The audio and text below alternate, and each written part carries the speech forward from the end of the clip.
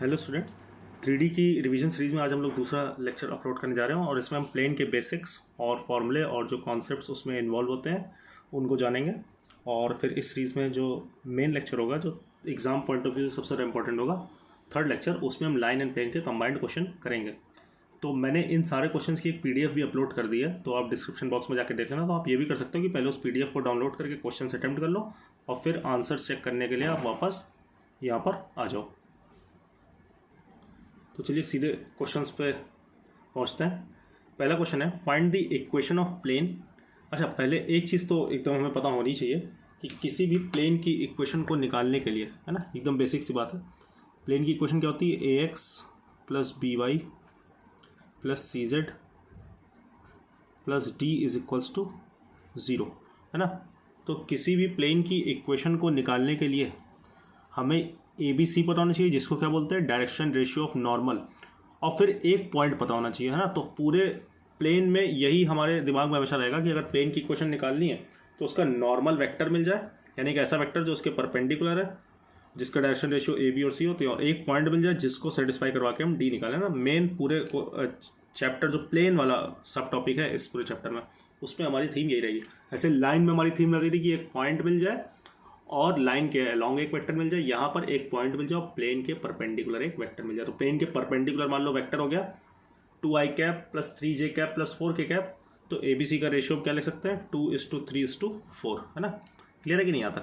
चलो अब ये क्वेश्चन करते हैं, find the Cartesian equation of plane which is at a distance this from origin and is normal to the vector this. बाकी आपको plane की नॉर्मल फॉर्म में भी, वेक्टर फॉर्म में भी इक्वेशन पता होगी। r.n is equals to D। R क्या है? General point, xi cap plus yj cap plus zk cap, n क्या है? Normal vector. तो इस क्वेश्चन के लिए एक सिंपल सा पॉइंट मैं लिख रहा हूं जिसको आप ध्यान रखना। Equation of plane having direction ratio of normal n vector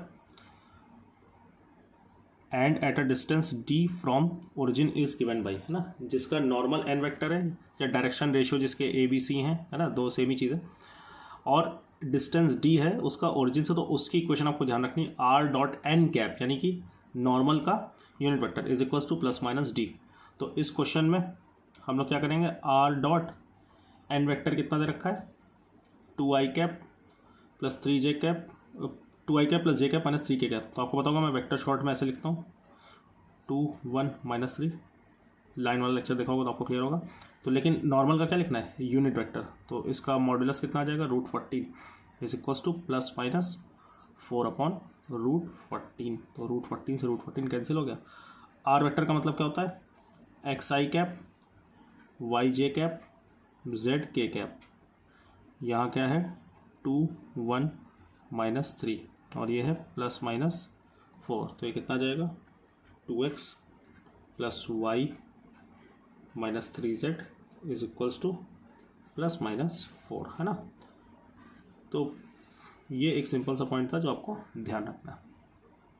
फिर नेक्स्ट क्वेश्चन एकदम सिंपल सा है, find the equation of plane passing through the point 2, 3, 1 and having 5, 3, 2 as direction ratio of normal of plane. तो जैसा कि मैंने बोला था कि हमें दो ही चीज़ चाहिए होती है, डायरेक्शन रेशियो चाहिए होता है और एक पॉइंट चाहिए होता है, और ये दोनों ही चीज़ें इसमें दे रखी है। डायरेक्शन रेशियो भी दे रखा है और पॉइंट भी दे रखा है। तो इसमें हम लोग क्या लिख सकते हैं कि equation of plane having direction ratios of normal as a, b, c and passing through x1, y1, z1 is this.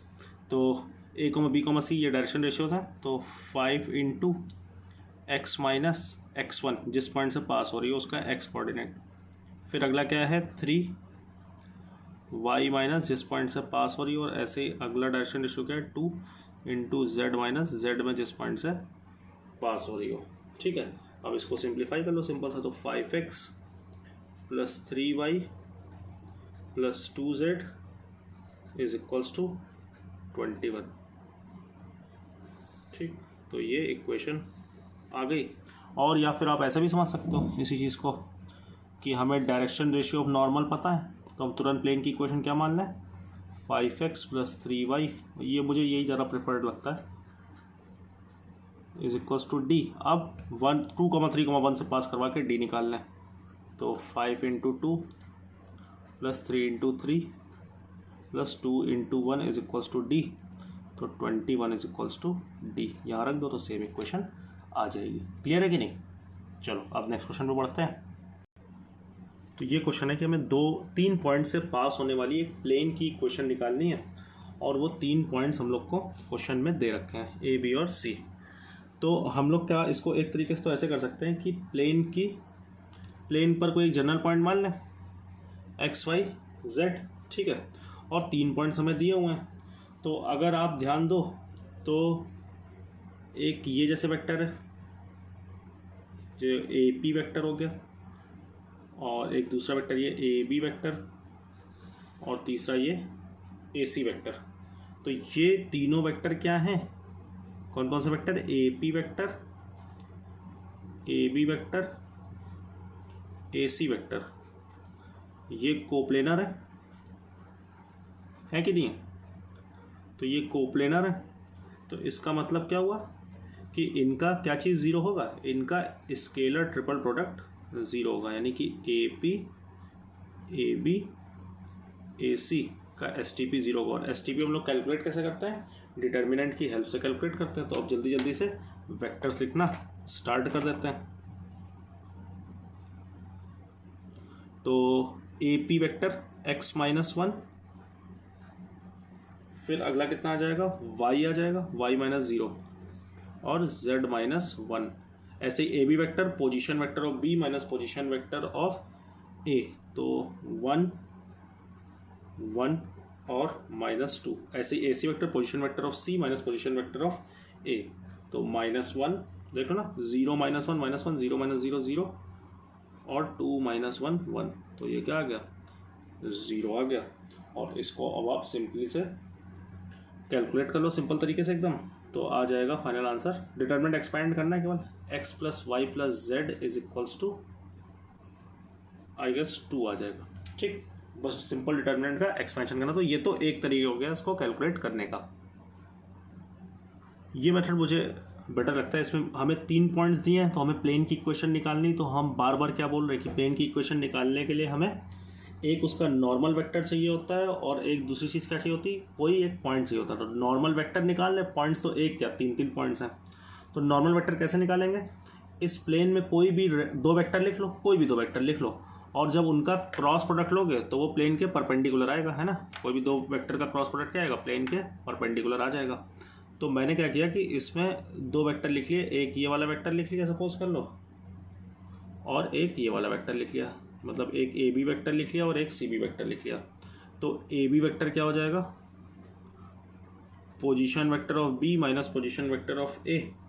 तो वो कैलकुलेट कर लेना, तो 1 1 और -2 आ जाएगा। और बी सी वेक्टर कितना आ जाएगा? सॉरी, सी बी वेक्टर कितना आ जाएगा? जो एरो जैसा बनाया उस हिसाब से अगर लिखें तो सी बी वेक्टर आ जाएगा 2 1 और -3। ठीक है, तो अब नॉर्मल ऑफ प्लेन हम बड़े आसानी से निकाल सकते हैं। नॉर्मल वेक्टर ऑफ प्लेन होगा इनका क्रॉस प्रोडक्ट, यानी कि 1 1 और -2 क्रॉस 2 1 -3। तो ये क्रॉस प्रोडक्ट आप कैलकुलेट करना। क्रॉस प्रोडक्ट सभी को कैलकुलेट करना आता है डिटर्मिनेंट के हेल्प से आई जे के। तो देख लो कितना आएगा, -3 और +2, तो -1। ऐसे ही अगला भी -1 आ रहा है, -3 माइनस +4 और एक माइनस और लगता है, मतलब वो आप कैलकुलेट कर लेना, उसमें मैं ज़्यादा एम्फेसिस नहीं डाल रहा हूँ। तो चूंकि डायरेक्शन रेशियो है, सबको माइनस से मल्टीप्लाई कर दिया, तो 1 1 और 1। तो प्लेन की इक्वेशन आ गई, हमें डायरेक्शन पता चल गया, डायरेक्शन रेशियो। तो ax plus B Y plus C Z होता है, तो ए बी सी तीनों कितने आ गए? 1। तो x plus y plus z is equals to D. अब तीनों में तुम कोई भी अपनी पसंद का पॉइंट यूज़ कर लो, डी की वैल्यू निकाल लो, सबसे सेम ही आना है। तो ए पॉइंट यूज़ कर लिया, तो 1 + 0 + 1 is equals to D is equals to 2। तो अगेन वही आंसर आ गया जो वो दूसरे तरीके से आता है, x plus y plus z is equals to 2। तो ऐसे क्वेश्चन हम क्या करते हैं, 3 पॉइंट होते हैं, तो कोई 2 वेक्टर लिख के नॉर्मल निकाल लेते हैं, तो ए बी सी की वैल्यू आ जाती है। फिर A X plus B Y plus C Z plus D में डी निकालने के लिए कोई भी एक पॉइंट यूज़ कर लेते हैं। चलिए नेक्स्ट क्वेश्चन देखते हैं। Find the equation of plane passing through the point this. तो प्लेन की इक्वेशन निकालने के लिए एक पॉइंट चाहिए होता है, वो तो दिया हुआ है। And perpendicular to the planes this and this. तो एक प्लेन है जो दो गिवन प्लेन्स के परपेंडिकुलर है और एक सर्टेन पॉइंट से पास हो रही है, तो हमें उसकी इक्वेशन निकालनी है। तो अगर आप देख पा रहे हो कि ये प्लेन और ये प्लेन आपस में परपेंडिकुलर है, तो इस प्लेन का नॉर्मल कुछ ऐसे जाएगा और इस प्लेन का नॉर्मल कुछ ऐसे जाएगा। मतलब एक प्लेन का नॉर्मल कुछ ऐसे होगा और एक प्लेन का नॉर्मल कुछ ऐसे होगा। तो देखो ये नॉर्मल्स भी आपस में परपेंडिकुलर होंगे कि नहीं होंगे, दिख रहा है साफ साफ कि दोनों स्केच में आपस में क्या है, परपेंडिकुलर है। मतलब कि दो प्लेन्स अगर परपेंडिकुलर हैं तो दोनों के नॉर्मल्स भी परपेंडिकुलर होंगे। एक चीज़ ये यहाँ से इन्फॉर्मेशन गैदर कर लेते हैं। और दूसरी चीज़, अगर दो प्लेन्स आपस में परपेंडिकुलर है तो इस वाली प्लेन का ये नॉर्मल है और ये नॉर्मल जो है ये इस प्लेन के क्या है, पैरेलल है। मतलब दो प्लेन आपस में परपेंडिकुलर हैं तो एक का नॉर्मल दूसरी प्लेन के पैरेलल होगा। ऐसे ही जो इस वाली प्लेन का नॉर्मल है वो ऐसे होगा, तो वो इस वाली प्लेन के क्या होगा, पैरेलल होगा। तो हमने दो चीज़ सीखी है यहाँ पर। एक तो ये कि अगर दो प्लेन्स परपेंडिकुलर होंगी आपस में तो उनके नॉर्मल्स भी आपस में परपेंडिकुलर होंगे। दूसरी चीज़ हम लोग ने क्या सीखी है कि अगर दो प्लेन्स परपेंडिकुलर हैं तो एक प्लेन का नॉर्मल दूसरे प्लेन के पैरेलल होगा। देखो साफ साफ पैरेलल, ये नॉर्मल इसके पैरेलल दिख रहा है कि नहीं दिख रहा है। तो ये दो चीज़ें आपको ध्यान रखनी है। तो अब जो प्लेन हमारी रिक्वायर्ड प्लेन है वो इस प्लेन के भी परपेंडिकुलर है। तो हमारी जो रिक्वायर्ड प्लेन है उसका नॉर्मल जो है वो इस वेक्टर के, यानी कि जो इसका नॉर्मल है, इसके नॉर्मल का डायरेक्शन रेशियो क्या है, पहली प्लेन के 1 2 2। तो जो हमारी रिक्वायर्ड प्लेन का नॉर्मल है वो इस प्लेन के नॉर्मल के परपेंडिकुलर होगा, क्योंकि हमारी रिक्वायर्ड प्लेन इस प्लेन के परपेंडिकुलर है। हमारी रिक्वायर्ड प्लेन इस प्लेन के भी परपेंडिकुलर, तो हमारी रिक्वायर्ड प्लेन का नॉर्मल इसके भी परपेंडिकुलर होगा, यानी कि 3 3 2। तो जो भी हमारी रिक्वायर्ड प्लेन है उसका नॉर्मल इन दोनों के परपेंडिकुलर है, तो उसका नॉर्मल क्या हो जाएगा, इन दोनों का क्रॉस प्रोडक्ट। क्यों, क्योंकि वो इन दोनों के परपेंडिकुलर। तो जब इन दोनों के परपेंडिकुलर है यानी कि जो हमारा रिक्वायर्ड नॉर्मल है वो इन दोनों का क्रॉस प्रोडक्ट लेने से बड़ी आसानी से आ जाएगा। तो इन दोनों का क्रॉस प्रोडक्ट ले लो आप जल्दी से, आई कैप जे कैप जैसे क्रॉस प्रोडक्ट लिया जाता है। तो वही 2 2 4 और 4 -6 -2, ऐसे ही 2 -6 -4 और एक माइनस और रहता तो 4, और ऐसे ही 3 -6 तो माइनस का 3। तो चाहो तो माइनस से मल्टीप्लाई कर दो, डायरेक्शन रेशियो करना अलाउड है। तो 2 -4 और 3, तो प्लेन की इक्वेशन क्या हो जाएगी, 2x - 4y + 3z = d। d के लिए हमें ये पॉइंट दे रखा है, तो 2 + 12 - 6 = d। तो d कितना आ गया, 8 आ गया आई गेस। तो 2x - 4y + 3z = 8, ये हो गया हमारा आंसर। ठीक, तो अगेन एक बार जल्दी से मैं रिपीट कर दूं कि दो प्लेन्स आपस में परपेंडिकुलर हैं तो उनके नॉर्मल्स भी परपेंडिकुलर होंगे, और दो प्लेन आपस में परपेंडिकुलर हैं तो पहली प्लेन का नॉर्मल दूसरी प्लेन के क्या होगा, पैरेलल होगा। अब नेक्स्ट क्वेश्चन है, find the equation of plane which passes through the point of intersection of lines this and this. तो प्लेन इन दोनों लाइंस के पॉइंट ऑफ इंटरसेक्शन से पास हो रही है, having greatest distance from origin. Okay, तो पहले तो हम लोग एक काम कर लेते हैं कि टू गिवन लाइंस का पॉइंट ऑफ इंटरसेक्शन निकाल लेते हैं। तो ऐसा करते हैं, पॉइंट ऑफ इंटरसेक्शन पिछले लेक्चर में हम लोग ने निकालना सीखा था, तो इसका जनरल पॉइंट लिख के इस पर सेटिस्फाई करा देते हैं। तो इस लाइन का जनरल पॉइंट कितना आ जाएगा, 3 λ + 1 λ + 2 और 2 λ + 3। अब ये कोऑर्डिनेट यहाँ पर रख दो, तो 3 λ + 1 -1/3 = λ + 2। ये λ + 2 यहाँ पर रखो, -1/2। तो यहाँ से लैम्डा की वैल्यू निकाल लेना, 1 आ जाएगी, और λ1 यहाँ पर रख दो तो पॉइंट कितना आ गया, 4, 3, यहाँ रखेंगे तो कितना आ जाएगा, 5 आ जाएगा। तो प्लेन पर एक पॉइंट पता चल गया, और प्लेन इस पॉइंट से पास हो रही है। और दूसरी प्लेन की खास बात क्या है कि उसकी ओरिजिन से जो डिस्टेंस है वो मैक्सिमम है, क्योंकि एक पॉइंट से तुम पास होने वाली देखो इन्फाइनाइट प्लेन्स बना सकते हो। कि जैसे मान लो हमारी प्लेन इस पॉइंट से पास हो रही है ना, तो अब इस पॉइंट के अबाउट अगर तुम प्लेन को रोटेट करवाना स्टार्ट कर दो, या फिर मतलब इसी प्लेन पे नहीं, इस पॉइंट के बाद प्लेन को ऐसे उठाना भी स्टार्ट कर दो, तो एक पॉइंट से पास होने वाली इनफाइनाइट प्लेन्स हैं। लेकिन हमारी प्लेन की खास बात क्या है कि वो ओरिजिन से मैक्सिमम यानी कि ग्रेटेस्ट डिस्टेंस पर है। तो ज़रा सोचो कि ये एक प्लेन पर पॉइंट है ना, तो अगर प्लेन का हम लोग व्यू बनाएं यहाँ पर ऐसे करके, तो प्लेन को हमेशा इस पॉइंट से तो पास होना ही होना है, जो कि ये हम लोग ने पी पॉइंट निकाला है। अब सपोज कर लो कि ओरिजिन यहाँ पर हुआ 0,0,0, तो ये ओपी डिस्टेंस कुछ ना कुछ आएगी। ये ओपी डिस्टेंस निकाल सकते हैं बड़े आराम से, √4² + 3² + 5², ठीक है ना। तो वो जितनी भी आ जाएगी, तो मान लो ये कितनी आ जाएगी, चलो देख ही लेते हैं। 25 और 16 कितना, 41 है, √50 है ना। तो ये डिस्टेंस √50 होगी, लेकिन प्लेन की ओरिजिन से परपेंडिकुलर डिस्टेंस कुछ ये होगी, है ना। तो ये डिस्टेंस √50 आएगी, और ये जो परपेंडिकुलर डिस्टेंस आएगी वो क्या आएगी, √50 से कम आएगी। क्यों? क्योंकि ये हाइपोटेन्यूज होगा और ये परपेंडिकुलर होगा। तो क्या हो जाए कि ओरिजिन से इस प्लेन की डिस्टेंस मैक्सिमम हो जाए। वो तब होगी जब ओरिजिन को जब पी पॉइंट से ज्वाइन करे तो वो खुद ही प्लेन के परपेंडिकुलर आ जाए। अभी क्या हो रहा है कि ये हाइपोटेन्यूज बन रहा है, तो ये परपेंडिकुलर, ये डिस्टेंस आ रही है √50, तो जो परपेंडिकुलर डिस्टेंस आ रही है वो √50 से कम आएगी। लेकिन यही अगर सिचुएशन ऐसी हो जाती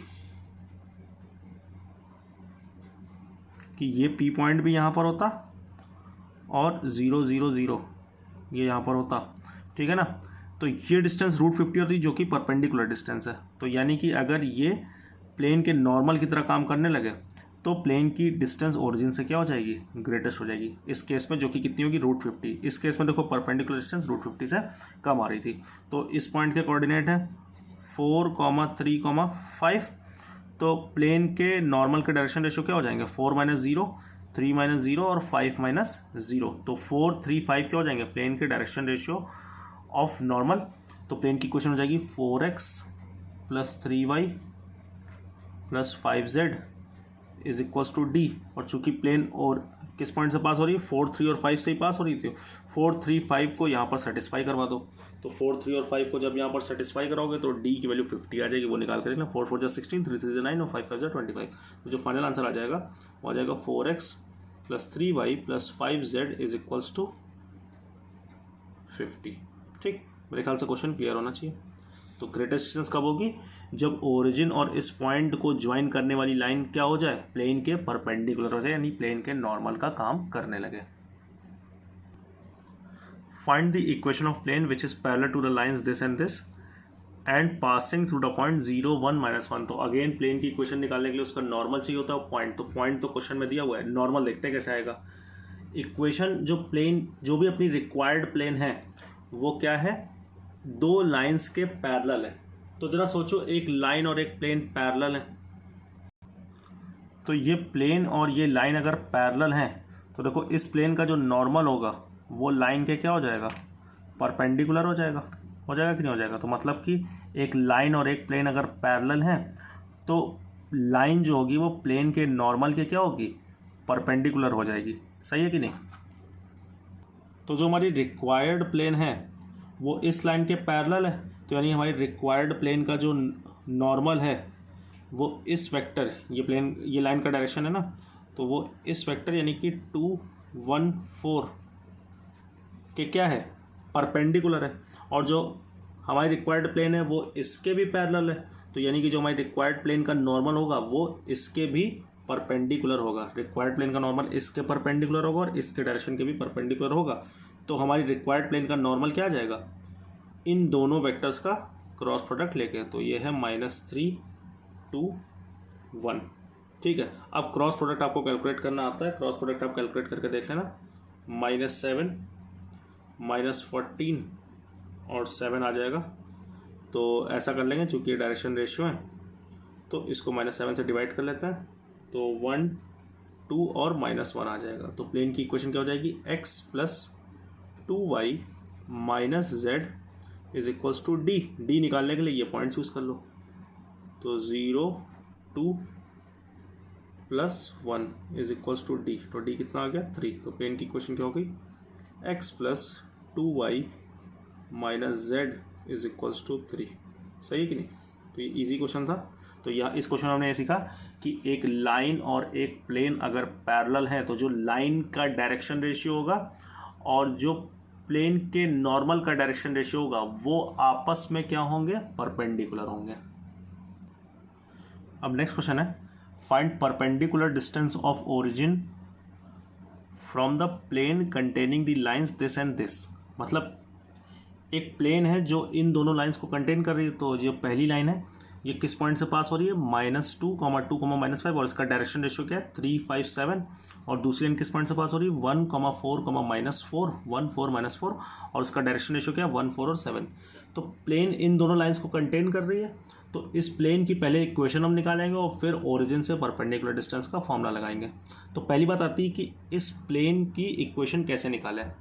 तो प्लेन की इक्वेशन निकालने के लिए अब तक आपको एक सिंपल सा तरीका समझ में आ गया होगा कि या तो हमें प्लेन का नॉर्मल डायरेक्ट दे रखा हो, ठीक है, या फिर हमें दो ऐसे वेक्टर दे रखे हो जो प्लेन के अलोंग हो, क्योंकि प्लेन में कोई भी वेक्टर होगा तो वो प्लेन की नॉर्मल के क्या होगा, परपेंडिकुलर होगा। अगर प्लेन में जैसे ये कोई मान लो ये प्लेन है ना, ये एक प्लेन है ना, तो इसमें कोई भी ये पेपर को एक प्लेन मान लो, तो इसमें कोई भी वेक्टर होगा, मान लो ये वेक्टर है या ये वेक्टर है या कोई भी वेक्टर है, तो ये प्लेन की नॉर्मल के हमेशा क्या होगा, परपेंडिकुलर होगा। तो जो प्लेन की नॉर्मल होगी वो इस वेक्टर 3, 5, 7 के भी परपेंडिकुलर होगी और जो प्लेन की नॉर्मल होगी वो इस वेक्टर 1, 4, 7 के भी परपेंडिकुलर होगी। तो प्लेन का नॉर्मल कैसे आ जाएगा, इन दोनों वेक्टर्स का क्रॉस प्रोडक्ट लेके, है ना। तो अगर कभी भी आपको प्लेन के अलोंग दो नॉन कोलिनियर वेक्टर्स मिल जाए, तुरंत उनका क्रॉस प्रोडक्ट ले लेना, तो तुम्हें क्या मिल जाएगा, हमेशा प्लेन का नॉर्मल मिल जाएगा। तो नॉर्मल वेक्टर लिख लेते हैं जल्दी से। तो एन वेक्टर जो हो जाएगा या डायरेक्शन रेशियो जो हो जाएगा प्लेन के नॉर्मल का वो 3, 5, 7 क्रॉस 1, 4, 7, ठीक है। बाकी फिर एक पॉइंट की जरूरत पड़ेगी, तो पॉइंट तो हमें प्लेन के में दो पता है, ये पॉइंट भी पता है, ये पॉइंट, तो कोई भी एक यूज़ कर लेंगे। तो चलो पहले क्रॉस प्रोडक्ट ले लेते हैं। तो 7 × 35 - 28, तो 7 आ जाएगा। 7 × 3 = 21 -7 14 और एक माइनस रहता तो -14 आ जाएगा। और 3 × 4 = 12 - 5 7 आ जाएगा। तो चाहो तो 7 से डिवाइड कर लो, तो कितना आ जाएगा 1 - 2 और 1, ठीक। तो प्लेन की इक्वेशन आ जाएगी x - 2y + z = d। दोनों में से कोई भी एक पॉइंट यूज़ कर लो, 1, 4, 4 यूज़ 1, 4 - 4 यूज़ कर लो या -2, 2, -5। तो मान लो 1, 4 - 4 यूज़ किया तो 1 - 8 -4 = d। तो d आ गया -11। तो फाइनली प्लेन की इक्वेशन आ गई x - 2y + z + 11 = 0। अब हमें क्या करना है, इस प्लेन की ओरिजिन से परपेंडिकुलर डिस्टेंस कैलकुलेट करनी है। तो उसके लिए अपने को फॉर्मूला पता है, फॉर्मूला नहीं पता है तो लिख लेते हैं। तो फॉर्मूला है perpendicular distance of x1, y1, z1 from ax + by + cz + d = 0 is, पता ही होगा सभी को, ax1 + by1 + cz1 + d/√a² + b² + c²। तो अब की हमें ओरिजिन से इस प्लेन की डिस्टेंस निकालनी है।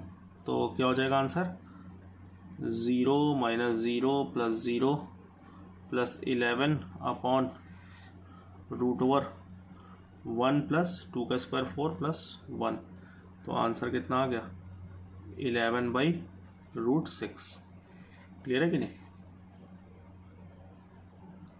चलिए अब ये क्वेश्चन देखते हैं। Find the equation of plane containing the straight line this and perpendicular plane containing the straight line this, ठीक है।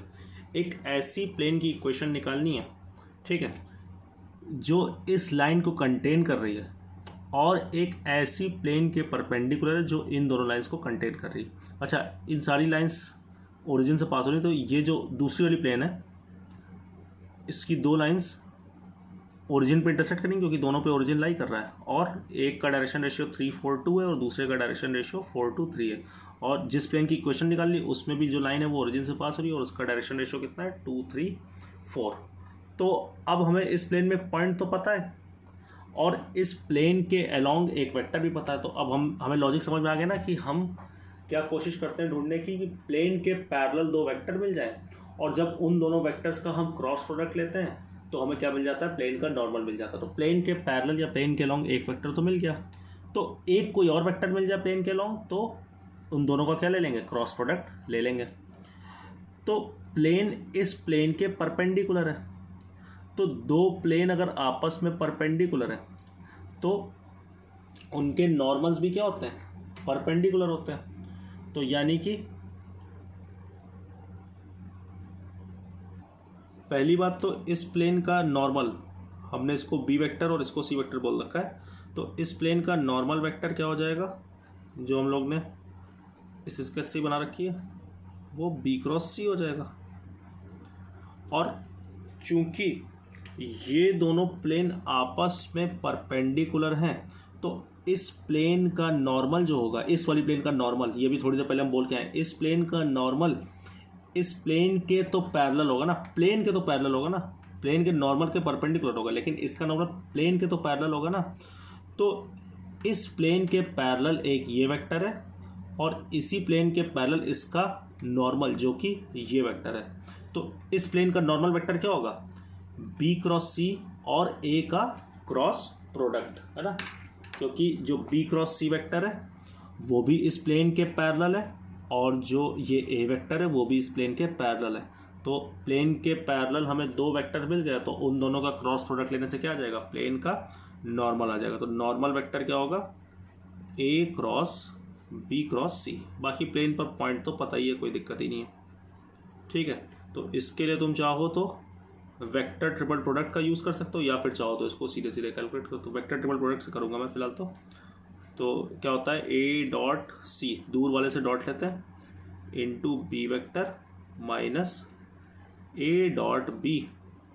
अब ये केवल कैलकुलेशन बेस्ड है तो मैं जल्दी से कैलकुलेट आपके लिए कर देता हूँ। ए डॉट सी वगैरह आप आराम से कैलकुलेट कर सकते हो। तो A dot C 8 plus 6 plus 12 आ जाएगा, तो 8 plus 6 plus 12 into B vector, B vector क्या है 3 4 2 minus A dot B, A dot B कितना आ जाएगा 6 प्लस 12 प्लस 8, सही ना, 6 प्लस 12 प्लस 8। देख लेना एक बार कैलकुलेशन, वैसे मोस्ट प्रॉब्ली सही होगी। 6 plus 8 plus 12 into C vector, C vector कितना 4 2 3, मतलब ये 3i cap plus 4j cap plus 2k cap है, इतना क्लियर होना चाहिए अब तक। 4i cap plus 2j cap plus 3k cap है ना। तो इसको जब पूरा हम सिंप्लीफाई करेंगे तो आ जाएगा, सिंप्लीफाई करके देख लेना, या चाहो तो मैं एक बार लिख देता हूँ कि 26, अब थोड़ा एक बार अपने समझने के लिए लिख लिया, 3i cap plus 4j cap plus 2k cap. वैसे लिखने की ज़रूरत नहीं, लेकिन फिर भी किसी को कन्फ्यूज़न ना हो तो उसके लिए मैंने ये लिख दिया है। और 26 4i cap plus 2j cap plus 3k cap. तो फाइनली जो नॉर्मल वेक्टर आ जाएगा वो आ जाएगा 26 minus I cap plus 2j cap minus k cap. तो प्लेन के 26 से तो डिवाइड कर देंगे तो प्लेन के नॉर्मल्स के डायरेक्शन रेशियो क्या आ गया, इसको भी -1 से मल्टीप्लाई कर देना, तो 1 -2 और 1, ये आ गया प्लेन के डायरेक्शन रेशियो, प्लेन के नॉर्मल के डायरेक्शन रेशियो। तो अब प्लेन की इक्वेशन क्या हो जाएगी, ये समझिए ना, 26 से डिवाइड कर दिया, -26 से डिवाइड कर दिया, तो प्लेन की इक्वेशन आ जाएगी x - 2y plus z is equals to D आएगा, और चूंकि प्लेन ओरिजिन से पास होगी तो डी कितना आ जाएगा 0, ठीक है ना। ये जेई मेन में आया हुआ क्वेश्चन है, और ऐसा एक क्वेश्चन जेई एडवांस में भी पहले आ चुका है। और क्वेश्चन में अगर आप ध्यान दो तो ऐसा कुछ खास टफ कॉन्सेप्ट नहीं था, बस अब हम हर क्वेश्चन में यही अप्रोच लगा रहे हैं कि हमें प्लेन के अलोंग दो वेक्टर मिल जाए और उनका क्रॉस प्रोडक्ट लेके हम प्लेन का नॉर्मल निकाल लें। तो इसमें प्लेन के अलोंग एक वेक्टर पहले से दिया हुआ था, ये दोनों प्लेन आपस में परपेंडिकुलर थी, तो जो इसका नॉर्मल होगा वो भी इस प्लेन के पैरेलल होगा और इसका नॉर्मल बी क्रॉस सी होगा, और ए वेक्टर इन दोनों का क्रॉस लेके नॉर्मल निकाल लिया और सिंपल सी कैलकुलेशन कर ली। अब ये 9th क्वेश्चन बहुत सिंपल सा है, तो इसको आपको खुद से करना और इसका आंसर आपको नीचे कमेंट में लिखना है, वरना फिर 3-4 दिन बाद मैं खुद कमेंट में जो भी क्वेश्चन होमवर्क में दूंगा उनका आंसर लिख दूंगा। तो फिलहाल आप इसको एक बार अटैम्प्ट करना, बहुत सिंपल सा क्वेश्चन है, और कोई डाउट हो तो आप कमेंट्स के थ्रू उसमें पूछ भी सकते हो। Next question, find the equation of line passing through point 1, 2, 3 and parallel to the planes this and this.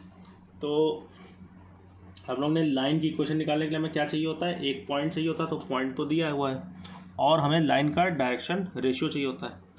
तो लाइन इन दोनों प्लेन के पैरेलल है, तो अभी थोड़ी देर पहले पढ़ के आए कि एक लाइन और एक प्लेन अगर पैरेलल होगी तो जो प्लेन का नॉर्मल है वो लाइन के परपेंडिकुलर होगा।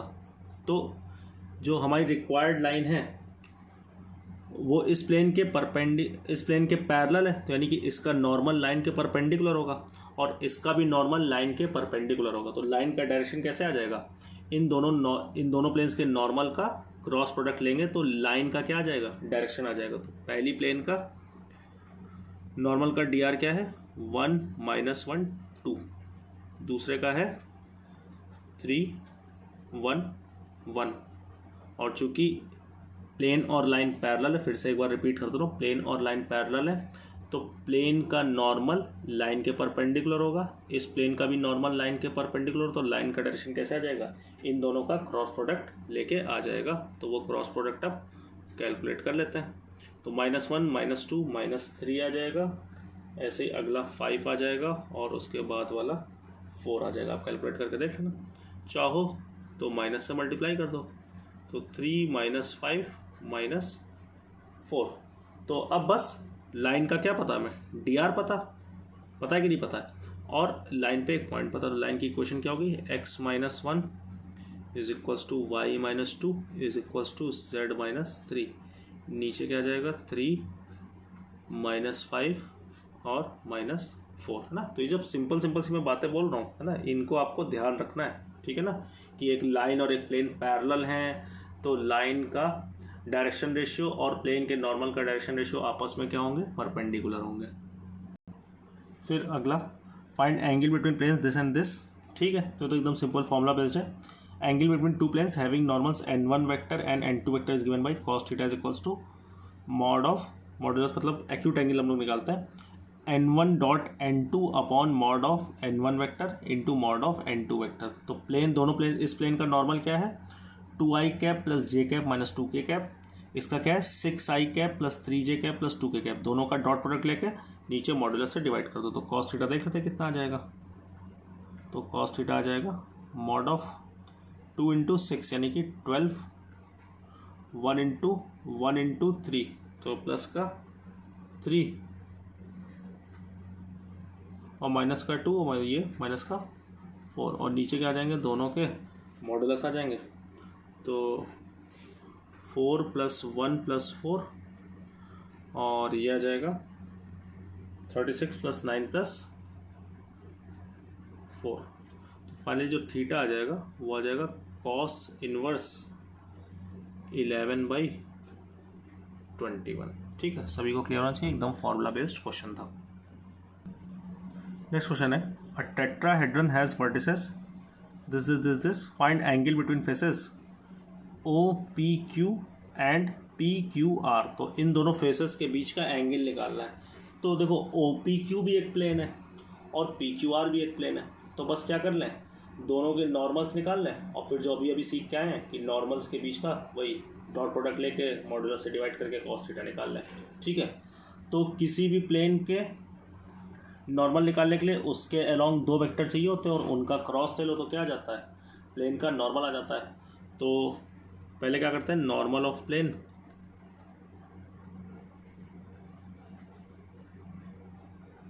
OPQ निकालते हैं, OPQ। तो इस प्लेन में कोई भी 2 वेक्टर्स लिख के उनका क्रॉस ले लो। तो यही सिंपल से वेक्टर दिख रहे हैं, एक ये वाला वेक्टर और एक ये वाला वेक्टर। तो क्या आ जाएगा, ये वाला वेक्टर क्या आ जाएगा, position vector of this minus position vector of this. तो 1, 2, 1 क्रॉस ये वाला वेक्टर क्या आ जाएगा, 2, 1, 3। इसको सिंप्लीफाई करके देख लेना खुद से, 5 क्रॉस प्रोडक्ट निकाल लेना, मतलब 5 - 1 - 3 आ जाएगा। ऐसे ही इस प्लेन के भी कोई 2 वेक्टर्स का क्या ले लो, क्रॉस प्रोडक्ट ले लो, यानी कि normal of plane P Q R. तो इसमें भी क्या करते हैं, किन्हीं भी एक ये वेक्टर लिख लेते हैं, ऐसा करते हैं, और एक ये वेक्टर लिख लेते हैं और दोनों का क्रॉस ले लेते हैं। तो ये वाला वेक्टर क्या आ जाएगा, कैसे भी लिख लो, मतलब ऐसे लिख लो, किसी भी डायरेक्शन में लिख लो, ऐसे ही लिख लो, 2 - 1 1, फिर 1 - 2 -1, और फिर एक तीसरा क्या आ जाएगा 3 - 1 2, क्रॉस एक इधर से लिख लो, तो 2 - -1 3, 1 - 1 0, और 3 - 2 1। तो ये आ जाएगा -1 5 और 3। तो इसका नॉर्मल पता है, इसका नॉर्मल पता है। अब इन दोनों के बीच का एंगल चाहिए, तो बस वही जो कॉस थीटा भी सीख के आए हो वो लगा दो। तो कॉस थीटा कितना आ जाएगा, डॉट प्रोडक्ट लेंगे, तो डॉट प्रोडक्ट लेंगे तो कितना आ जाएगा -5 -5 और माइनस का 9, और नीचे क्या कर देंगे, मॉड्यूलस से डिवाइड कर देंगे। तो इसका मॉड्यूलस देखना जरा कितना आ रहा है, 25 1 26, और ये 34 आ रहा है, सपोज कि 35 आ रहा है, 25 और 9 34 और 35 आ रहा है, ठीक, √35, और इसका भी सेम आ रहा है 35। तो कॉस थीटा फाइनली कितना आ गया 19/35, या फिर थीटा कितना आ गया कॉस इनवर्स 19/35। तो again a simple question, and this was also asked in JEE Main. 13 question आपके लिए होमवर्क है। Find the length and foot of perpendicular from the point 7,4,15 to the plane this. तो length of perpendicular अभी हम लोग सीख चुके हैं formula, mod of x1 + by1 + cz1 + d upon √a² + b² + c²। Foot of perpendicular और image का हम लोग अगले क्वेश्चन में समझते हैं। तो इसका भी जो आपका आंसर आ रहा हो 13 का, वो आप नीचे कमेंट में लिख देना। फिर कुछ फॉर्मूला रिवाइज कर ले रहे हैं। Foot of perpendicular and image of point x1, y1, z1 about the plane ax + by + cz + d is equal to 0 is given by. मतलब ये एक पॉइंट है ए, तो एक बार इस पे प्लेन पर परपेंडिकुलर ड्रॉप किया गया, और एक बार इस प्लेन के अबाउट इस पॉइंट की इमेज निकाली गई जो कि a' आ रही है। तो फुट ऑफ परपेंडिकुलर के लिए फॉर्मूला क्या होता है, x - x1/a is equal to y - y1/b is equal to z - z1/c minus ax1 + by1 + cz1 + d upon a² + b² + c²। ये ध्यान रखना है कि रूट नहीं आता यहाँ पर, कई लोग ये गलती कर देते हैं। और इमेज के लिए सेम फॉर्मूला होगा, बस -1 की जगह यहाँ पर क्या आ जाएगा -2 आ जाएगा ना। तो इमेज निकाल के देख लेते हैं। फुट ऑफ परपेंडिकुलर का फॉर्मूला अप्लाई करके आप पिछले वाले क्वेश्चन का आंसर निकाल के कमेंट करना। तो प्लेन है 3x + 4y - 12z + 13 is equal to 0, और पॉइंट है 1, 1, 1। तो चलो x - x1 यानी कि 1 upon a, y - y1 upon b, z - z1 upon c। फिर क्या करते हैं, ये पॉइंट प्लेन में रख देते हैं, और चूंकि इमेज निकालें तो यहाँ पर -2 आएगा। तो 3 + 4 - 12 + 13 अपॉन 3 का स्क्वायर + 4 का स्क्वायर + 12 का स्क्वायर। तो एक बार इसको और इसको बराबर कर देना, तो x कोऑर्डिनेट, इसको और इसको बराबर करोगे तो y कोऑर्डिनेट, और इसको और इसको बराबर करोगे तो z कोऑर्डिनेट आ जाएगा। तो अब मैं डायरेक्ट आंसर लिख देता हूँ, जो a' के कोऑर्डिनेट्स आएंगे। सिंप्लीफाई करना तुम्हारा काम है। 121 अपॉन 169, 105 अपॉन 169, और 361 अपॉन 169। ठीक है, तो ये एक फॉर्मूले का अच्छा सा रिवीजन हो गया यहाँ पर। तो अगला find the equation of plane containing the line of intersection of planes this and this and passing through 1, 1, 1। तो देखो, जैसे दो लाइन्स एक पॉइंट पे इंटरसेक्ट करती हैं, वैसे दो प्लेन्स एक लाइन पे इंटरसेक्ट करती हैं। ठीक है, तो हमें एक ऐसी प्लेन की इक्वेशन निकालनी है जो इस लाइन ऑफ इंटरसेक्शन को कंटेन कर रही है, और कोई पॉइंट है 1, 1, 1 उससे पास हो रही है। तो इससे रिलेटेड कॉन्सेप्ट हम सभी को पता है कि family of planes passing through line of intersection of planes P1 = 0 and P2 = 0 is P1 plus lambda P2 is equals to 0, है ना। मतलब कि इन दोनों कोई भी दो प्लेन है, P1 is equals to 0, P2 is equals to 0, तो उनके लाइन ऑफ इंटरसेक्शन से पास होने वाली दुनिया की हर प्लेन की इक्वेशन को हम किससे रिप्रेजेंट कर सकते हैं, P1 plus lambda P2 is equals to 0। ऐसा आपको याद हो तो हम इसको फैमिली ऑफ प्लेन्स बोलते हैं। ऐसे ही हम लोग ने फैमिली ऑफ लाइन्स भी एक टॉपिक पढ़ा होगा, ठीक है।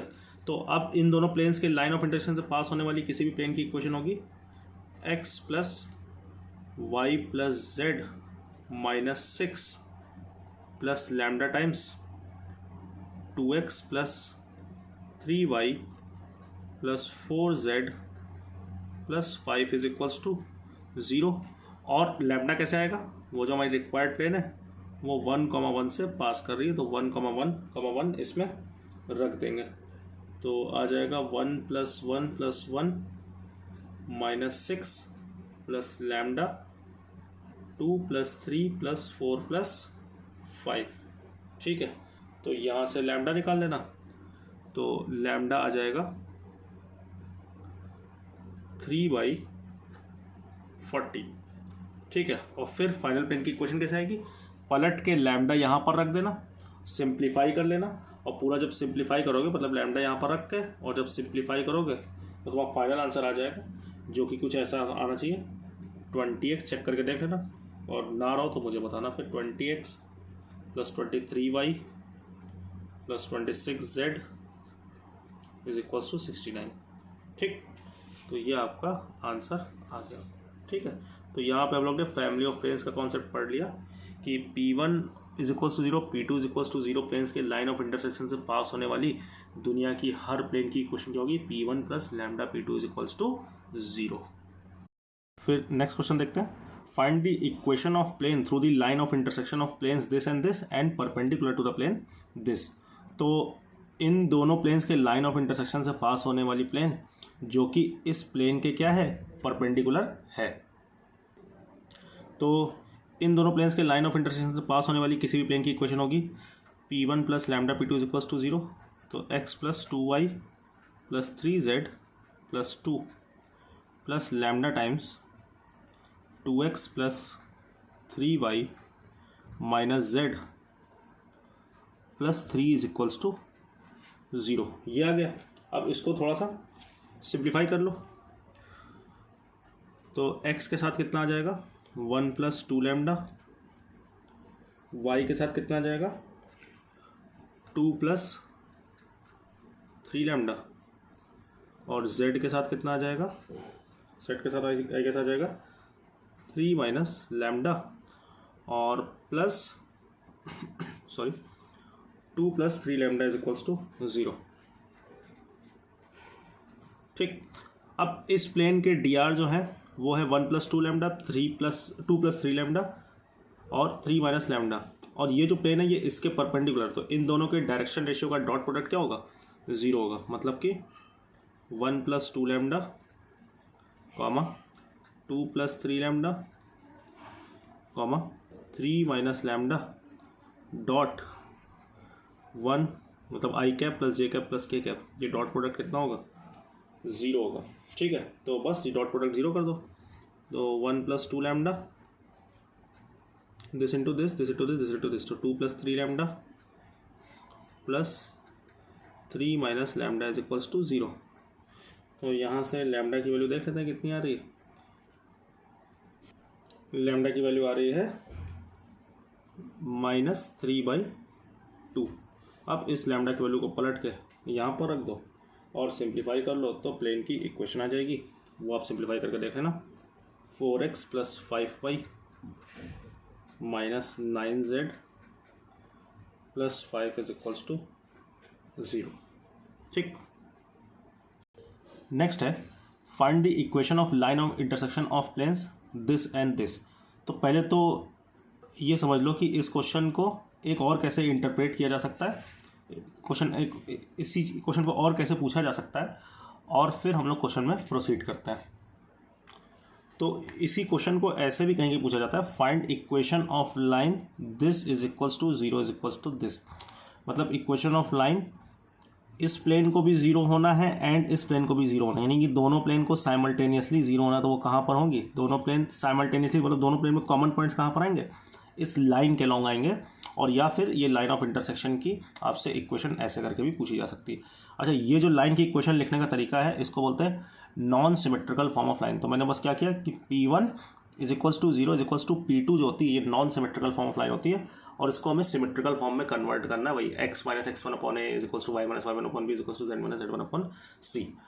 तो हम लोग ने क्या सीख रखा है कि लाइन का इक्वेशन निकालने के लिए हमें लाइन के अलोंग एक वेक्टर चाहिए होता है और एक पॉइंट चाहिए होता है। तो पहले लाइन के अलोंग एक वेक्टर का जुगाड़ करते हैं और फिर देखते हैं कि पॉइंट कैसे आएगा। तो ये निकालना है हमें, ये वाली लाइन की इक्वेशन निकालनी है, ठीक है। तो ये जो लाइन होगी, चूंकि ये ब्लू वाली प्लेन का पार्ट है, तो ये जो लाइन होगी ये प्लेन के नॉर्मल के तो क्या होगी, परपेंडिकुलर होगी, या फिर जो इस ब्लू वाली प्लेन का नॉर्मल होगा वो इस लाइन के क्या होगा, परपेंडिकुलर होगा। तो हमें इस लाइन के परपेंडिकुलर एक वेक्टर पता है, वो वेक्टर क्या है, जो भी इस पहली वाली प्लेन का डायरेक्शन रेशियो ऑफ नॉर्मल है, यानी कि 4 4 और -5। अब जो दूसरी प्लेन है, लाइन उस प्लेन का भी पार्ट है, मतलब ये वाली लाइन इस प्लेन का भी पार्ट है, तो ये वाली लाइन इस प्लेन के भी नॉर्मल के परपेंडिकुलर होगी, ठीक होगी कि नहीं होगी। तो इसका मतलब क्या हुआ कि इस लाइन के परपेंडिकुलर जो लाइन ऑफ इंटरसेक्शन है उसके परपेंडिकुलर हमें दो वेक्टर पता है। कौन कौन से वेक्टर पता है, एक इस प्लेन का नॉर्मल और एक इस प्लेन का नॉर्मल। तो इस लाइन का डायरेक्शन रेशियो कैसे आ जाएगा, इनके नॉर्मल और इनके नॉर्मल का क्रॉस प्रोडक्ट लेके, क्योंकि किसी भी लाइन के परपेंडिकुलर अगर हम दो वेक्टर हमें पता है जो कि आपस में नॉन कोलिनियर है, तो हम उन वेक्टर्स का जब क्रॉस लेंगे तो हमें वेक्टर किसके लॉन्ग मिल जाएगा, लाइन के लॉन्ग मिल जाएगा, है ना। तो बस दोनों प्लेन के हम अगर नॉर्मल्स का क्रॉस प्रोडक्ट ले लें तो हमारा आधा काम तो हो जाएगा, इनफैक्ट आधे से ज़्यादा काम हो जाएगा, हमें लाइन की डायरेक्शन रेशियो पता चल जाएंगे, ठीक है। तो लाइन के डायरेक्शन रेशियो कैसे आ जाएंगे, 4 4 -5 क्रॉस 8 12 -13, ठीक, ऐसे आ जाएंगे। तो इसका आप क्रॉस प्रोडक्ट ले लेना, तो माइनस का 52 और प्लस का 60, तो ये 8 आ जाएगा, माइनस का 52 प्लस का 40 माइनस का 12 और एक माइनस और रहता तो 12 आ जाएगा, और 48 -32 तो ये 16 आ जाएगा। तो ये 4 से डिवाइड हो रहा है, तो लाइन के डायरेक्शन रेशियो आ गए 2 3 और 4, ठीक, ये हो गया। अब हमें क्या चाहिए, बस लाइन के डायरेक्शन रेशियो तो आ गए। तो ये ध्यान रखना है कि अगर एक प्लेन का नॉर्मल है n1 वेक्टर और दूसरी प्लेन का नॉर्मल है n2 वेक्टर, तो उनकी लाइन ऑफ इंटरसेक्शन का डायरेक्शन क्या होगा, n1 क्रॉस n2, ठीक। बस अब लाइन पर एक पॉइंट और चाहिए, तो उसके लिए क्या करो कि इन दोनों में z इज इक्वल्स टू 0 रख दो, ठीक। तो z इज इक्वल्स टू 0 रखोगे तो क्या मिल जाएगा, 4x plus 4y is equals to 12, यानी कि x plus y is equals to 3, और दूसरे में रखोगे तो क्या आ जाएगा, 8x plus 12y is equals to 32, तो ये भी शायद 4 से डिवाइड हो रहा है, तो 2x plus 3y is equals to 8, ठीक है। दोनों को सॉल्व कर लो, y की वैल्यू उठा के यहाँ पर रख दो, तो सॉल्व करने पे मिलेगा अपने को x की वैल्यू 1 मिल जाएगी, चेक करके देख लेना, और y की वैल्यू 2 मिल जाएगी, ठीक। तो बस लाइन पर एक पॉइंट पता चल गया, x is equals to 1, y is equals to 2 और z इज इक्वल्स टू 0, और लाइन के डायरेक्शन रेशियो में पहले पता चल चुका है 2 3 4 सॉरी। तो लाइन की जो इक्वेशन हो जाएगी x minus 1 y minus 2 z minus 0 और यहाँ पर 2 3 और 4। अब देखो कभी कभी क्या हो सकता है कि तुम z इज इक्वल्स टू 0 रखो तो इन दोनों लाइन का सोल्यूशन ना आए, ये दोनों लाइन्स पैरेलल आ जाए तो सोल्यूशन नहीं आएगा। तो इसका मतलब क्या होगा कि हमारी जो लाइन है वो z इज इक्वल्स टू 0 वाली प्लेन यानी xy प्लेन को इंटरसेक्ट नहीं कर रही होगी, ठीक है। तो हम लोग z की जगह y को 0 रखेंगे, ठीक। और तो जब y को 0 रखोगे तो क्या होगा कि तब फिर से दो इक्वेशन आएंगी x और z में, हो सकता है कि उनका भी सोल्यूशन ना है, उसमें भी दो पैरेलल सिस्टम ऑफ इक्वेशन बन जाए तो फिर से सोल्यूशन नहीं आए, तो इसका मतलब कि y को 0 रखने से भी नहीं हुआ, तो यानी कि हमारी हो सकता है लाइन एग्जैक्ट प्लेन को भी ना इंटरसेक्ट कर रही हो।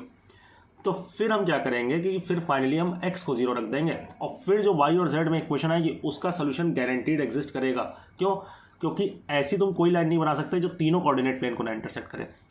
कोई भी लाइन, दुनिया की कोई भी लाइन एटलीस्ट एक कोऑर्डिनेट प्लेन को तो इंटरसेक्ट करेगी ना। X y plane, y z plane या जेड एक्स प्लेन में किसी ना किसी एक को तो इंटरसेक्ट करना ही होगा ना। तो यहाँ फिलहाल वो दिक्कत नहीं आई, z इज इक्वल्स टू 0 रखा तो हम लोग को सोल्यूशन मिल गया। इसका मतलब हमारी लाइन एक्स वाई प्लेन को इंटरसेक्ट कर रही थी, और किस पॉइंट पे कर रही थी, 1, 2, 0। तो हमें लाइन पर एक पॉइंट मिल गया। इसको सॉल्व करने का एक और भी तरीका होता है, लेकिन मैं यही मेथड प्रेफर करूँगा आपके लिए, तो वो जल्दी से समझ लेते हैं, वो ज़्यादा पूरा सॉल्व नहीं करूँगा। मेथड 2 में हम लोग क्या करते हैं कि z को कांस्टेंट मान लेते हैं थोड़ी देर के लिए। कांस्टेंट क्या मतलब, ये मान लेते हैं कि इक्वेशन जो है वो x और y में, तो पहली प्लेन की इक्वेशन आ जाएगी 12 + 5z, ठीक, इसको जल्दी जल्दी बताऊंगा मैं। और दूसरी प्लेन की इक्वेशन आ जाएगी 8x + 12y is equals to 32 + 13z। ठीक, क्लियर है कि नहीं? तो इन दोनों को अब ये मान लो कि ये कुछ कांस्टेंट टाइप का लिखा हुआ है, एक्स और वाई के लिए सॉल्व कर लो, है ना। वो सॉल्व कर लोगे कि इसको 2 से मल्टीप्लाई करके सब्ट्रैक्ट कर देना एक्स के लिए, और इसको 3 से मल्टीप्लाई करके सब्ट्रैक्ट कर देना वाई के लिए। तो solve for x and y to get, तो जब आप सॉल्व करोगे तो आपको एक्स की जो वैल्यू मिलेगी अल्टीमेटली वो z के टर्म में मिलेगी, और ऐसे ही y की वैल्यू भी आपको किसके टर्म में मिलेगी, z के टर्म में मिलेगी। तो जब सॉल्व करेंगे तो z की एक वैल्यू आएगी y के टर्म में, जो आएगी वो आएगी y - 3/3/4, और z की जो वैल्यू x के टर्म में आएगी वो आएगी x - 1/1/2। ये कैसे आएगा, ये क्या है, y - 3/3/4 और ये x - 1/1/2 कैसे आएगा? इन दोनों को x और y के लिए सॉल्व करना। तो x की value in terms of z आएगी, y की value in terms of z आएगी, तो फिर z की value in terms of y निकाल लेंगे और z की value in terms of x निकाल लेंगे। तो अब ऐसे लिख लेंगे हम लोग कि z is equals to z, ठीक। अब z की एक वैल्यू क्या है, x - 1/1/2, फिर z की दूसरी वैल्यू y - 3/3/4, और z की तीसरी वैल्यू क्या है, z। तो इससे भी उस फॉर्म में कन्वर्ट हो गया। बस इसको क्या कर देना, 4 से मल्टीप्लाई कर दो तो यही चीज़ आ जाएगी, है ना, यही डायरेक्शन रेशियो आ जाएंगे। 4 से मल्टीप्लाई करोगे तो 2, 3 और 4 आ जाएगा, ठीक। तो इस तरीके से भी कर सकते हैं, उन दोनों में आपको जो मेथड अच्छा लगे उससे कर सकते हो। एक तीसरा मेथड भी हो सकता है, लेकिन वो मोर और लेस इसी मेथड की तरह है, तो उसको बताने की ज़रूरत नहीं। फिर 18 क्वेश्चन आपको होमवर्क में करना है। The plane x - y - z is equals to 4 is rotated through π/2 about its line of intersection with the plane this. मतलब कि इस प्लेन और इस प्लेन की जो लाइन ऑफ इंटरसेक्शन होगी उसके अबाउट इस प्लेन को 90 डिग्री रोटेट कर दिया गया, ठीक। तो इस प्लेन की न्यू पोजीशन में आपको इक्वेशन बतानी है, तो इसका आंसर आप कमेंट करना। नेक्स्ट क्वेश्चन है, find equation of image of plane this about the plane mirror this. मतलब ये प्लेन मिरर दिया हुआ है x + y + z - 1 equals to 0। तो इस प्लेन मिरर के अबाउट इस प्लेन की जिसकी इक्वेशन है x - 2y + 2z - 3 equals to 0, इसकी इमेज निकालनी है। तो कुछ ऐसा होगा कि ये मिरर होगा और इस प्लेन की इमेज निकालेंगे तो कुछ ये नीचे की साइड आ जाएगा, ठीक है कि नहीं। तो अगर आप ध्यान दो कि जो रेड वाली प्लेन, जो रिक्वायर्ड प्लेन की इक्वेशन है, वो दो गिवन प्लेन्स के लाइन ऑफ इंटरसेक्शन से ही तो पास हो रही है ना। तो यानी कि इस रेड वाली प्लेन की इक्वेशन क्या होगी, p1 + λp2 is equals to 0, यानी कि x - 2y + 2z - 3 plus lambda times x + y + z जो हमारा मिरर है -1 इज इक्वल्स टू 0। क्यों?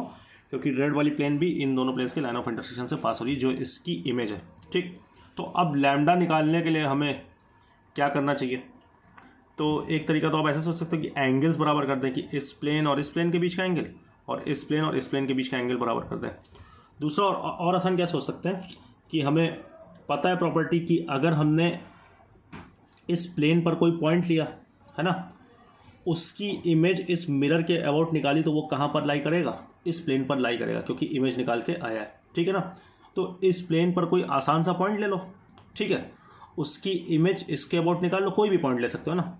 तो वो इमेज कहाँ पर आएगी, इस पर आएगी, और वो जो पॉइंट आएगा उसको यहाँ पर लाई करवा के लैम्डा की वैल्यू निकाल लेंगे। तो इस पर कोई आसान सा पॉइंट बताओ इस प्लेन पर। तो क्या ले लें, एक्स को 3 ले लें, वाई और जेड को 0 ले लें। तो 3 - 0 - 0 - 3 सेटिस्फाई कर रहा है।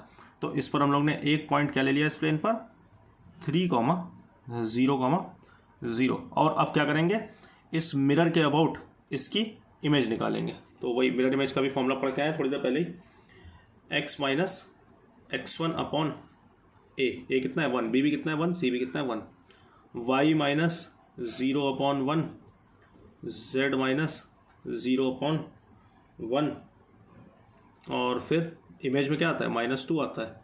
फिर ये पॉइंट यहाँ पर रख देते हैं। तो 3 + 0 + 0 -1, ठीक है, अपॉन a² + b² + c²। तो 1 + 1 + 1, सही है कि नहीं। तो बस इक्वेट करके एक बार इसको एक बार इसको इक्वेट करके x y z की वैल्यू निकाल लो। तो एक ऐसा कोऑर्डिनेट मिल जाएगा जो हमारी रिक्वायर्ड रेड वाली प्लेन पर लाई कर रहा होगा। तो अब पॉइंट्स तो निकाल ही लोगे, कोई दिक्कत नहीं।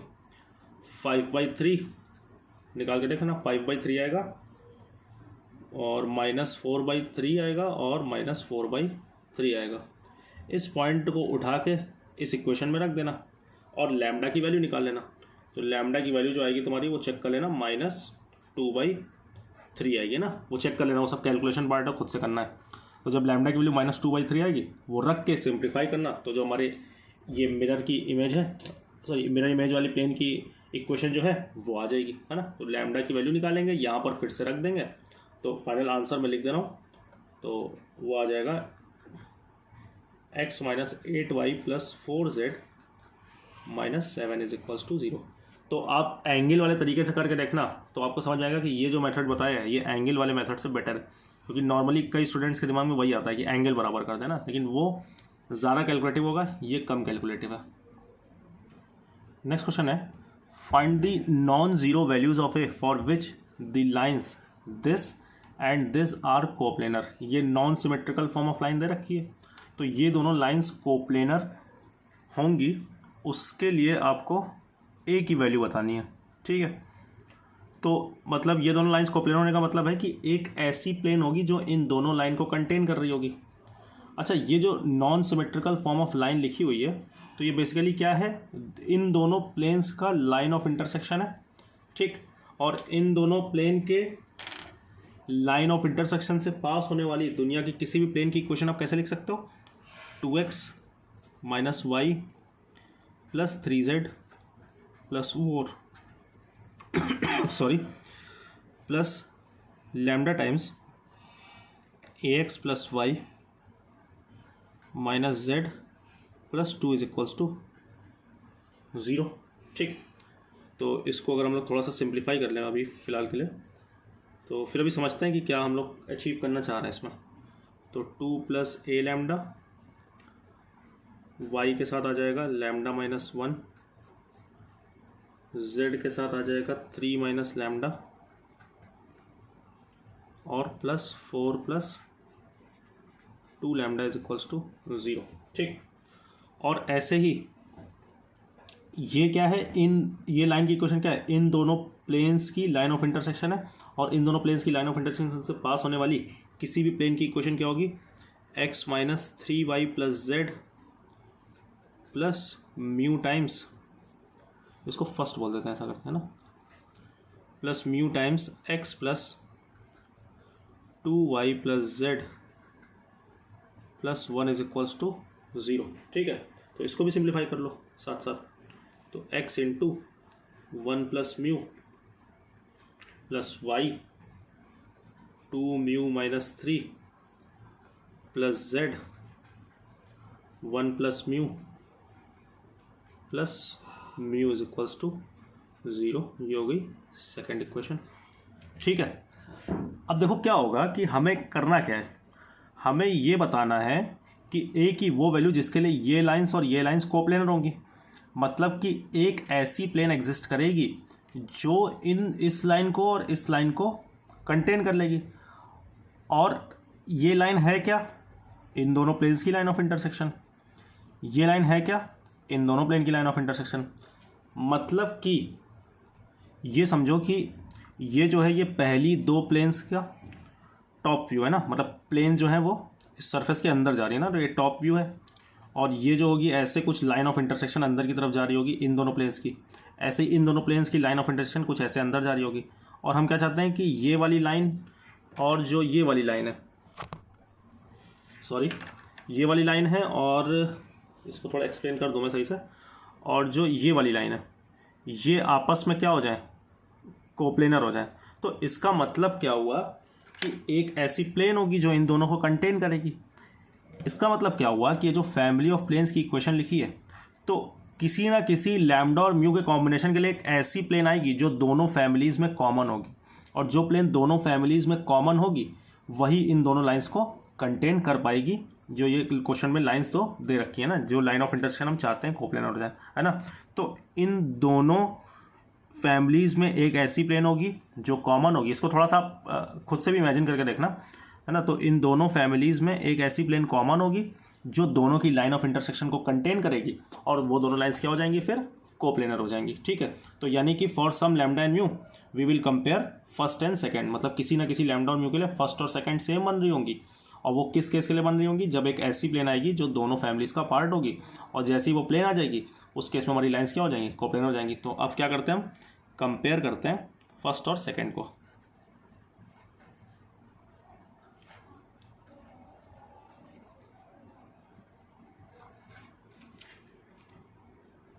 तो कंपेयर करने पे क्या आ जाएगा, x का रेशियो आ जाएगा 2 plus A lambda upon 1 plus mu, फिर आ जाएगा lambda minus 1 upon 2 mu minus 3, फिर आ जाएगा 3 minus lambda upon 1 plus mu, और फाइनली आ जाएगा 4 plus 2 lambda upon 4 plus 2 lambda upon mu आ जाएगा, ठीक है ना। ये वाला कांस्टेंट टर्म्स है ना, 4 प्लस 2 लैम्डा अपॉन म्यू। अब इसको सॉल्व करना है। तो ऐसा क्वेश्चन हम लोग ने, याद करो 3D का जब रिवीजन किया था उसमें भी किया था कि पहले क्या करेंगे, इनको सॉल्व करके लैम्डा और म्यू निकाल लेंगे, और फिर किसी भी दो को इक्वेट करके ए निकाल लेंगे। तो उसके लिए तरीका हम लोग ने रेशियो वाला सीखा था। तो यही सारी चीज़ें किसके बराबर होंगी, कि अगर हम लोग क्या करते हैं कि इन दोनों को ऊपर वालों को सब्ट्रैक्ट कर दे और नीचे वालों को सब्ट्रैक्ट कर दे, तो क्या आ जाएगा 3 minus lambda minus 4 minus 2 lambda upon 1 plus mu minus mu. और क्या कर दें, यहाँ से म्यू एलिमिनेट हो जाएगा। दूसरा हम लोग ये कर सकते हैं कि इसको किसी एक को 2 से मल्टीप्लाई करके बगल वाले से सब्ट्रैक्ट कर दें। तो मान लो इसको 2 से मल्टीप्लाई कर दें और इस वाले से सब्ट्रैक्ट कर दें, तो 2 म्यू फिर से कैंसिल हो जाएगा। तो इसको 2 से मल्टीप्लाई कर रहे हैं, तो लैम्डा माइनस 1 माइनस का 8 माइनस 4 लैम्डा अपॉन, अगर इसमें आपको दिक्कत है तो मैंने 3D लाइन में इसको बहुत अच्छे से एक्सप्लेन किया है ना, तो इसीलिए अब ज़्यादा यहाँ पर टाइम नहीं दे रहा हूँ मैं। -2, तो इससे फ़ायदा क्या हुआ कि हमारी कैलकुलेशन बहुत आसान होगी। इसको सिंप्लीफाई किया, सिंप्लीफाई करके देखा तो लैम्डा -1 आना चाहिए। आप चेक कर लेना एक बार, अगर कुछ गड़बड़ हो तो बता देना। तो लैम्डा आ जाएगा -1, फिर लैम्डा यहाँ पर रख दो, किन्हीं दो को इक्वेट कर दो और म्यू की वैल्यू निकाल दो। तो म्यू की वैल्यू आ जाएगी 1। ये सब निकाल के देख लेना ना, ये कैलकुलेशन मैं आपके लिए छोड़ रहा हूँ। लैम्डा -1 आ गया, इन दोनों को बराबर करके म्यू निकाल दो। अब लैम्डा म्यू आ गए, तो इन दोनों को बराबर करके अब ऐसा करते हैं, ए निकाल लेते हैं। तो 2 प्लस ए लैम्डा, लैम्डा की वैल्यू -1, तो 2 माइनस ए अपॉन 1 प्लस म्यू, म्यू है 1, ठीक। और ऐसे ही लैम्डा -1 अपॉन ये कितना आ जाएगा 2 म्यू, यानी कि 2 माइनस 3। तो इसको सिंप्लीफाई करना और ए की वैल्यू आई सपोज -2 आ जानी चाहिए, ठीक है। तो ये हम लोग ने 3D के बेसिक कॉन्सेप्ट सब रिवाइज कर लिए हैं। अब नेक्स्ट जो इसकी सीरीज़ होगी वो हमारे लिए सबसे इंपॉर्टेंट होगी, जो नेक्स्ट लेक्चर होगा, जिसमें हम लाइन और प्लेन को कंबाइंड करके कई चीज़ें देखेंगे कि लाइन और प्लेन का पॉइंट ऑफ इंटरसेक्शन कैसे निकालते हैं। तो वो तो खैर बहुत सिंपल होता है ना, किसी प्लेन की पॉइंट की डिस्टेंस निकालनी है, लेकिन किसी लाइन के पैरेलल चलते हुए निकालनी है ना, कि find distance of point from this plane measured parallel to the line this, इस टाइप के क्वेश्चन करेंगे, ठीक है। तो वैसे क्वेश्चन एग्जाम में भी काफ़ी पूछे जाते हैं ना, तो अगर आपने ये पहले 2 लेक्चर पूरे सही से देखे हैं तो मैंने कोशिश की है कि 90% कॉन्सेप्ट्स आपको लाइन और पेन के रिवाइज करवा दूँ। तो अब आप ये दोनों लेक्चर देख के और फिर नेक्स्ट लेक्चर के लिए रेडी रहना। Thank you very much.